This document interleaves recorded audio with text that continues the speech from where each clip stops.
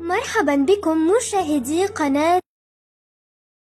إليكم الريتنج اليومي لمسلسلات يوم الجمعة. فعشاق مسلسل هذا البحر سيفيض يعيشون على أعصابهم الآن ويريدون معرفة إن كانت مياه مسلسلهم تفيض من جديد، وإن كان تمكن من تخطي منافسه مسلسل المدينة البعيدة.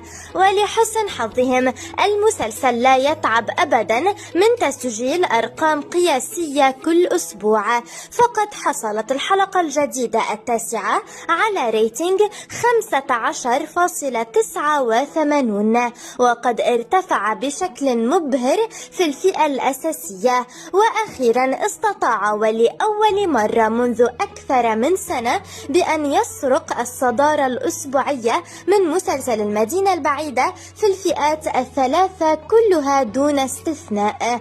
واللافت أن بطلة العمل دانيس بايسال حمست الجمهور أمس بمنشورها الذي قالت فيه بأن في الحلقة سيكون هناك مشهد قوي لدرجة كلما فكرت في تفاصيله قلبها يقفز من مكانه وأعصابها تتلف.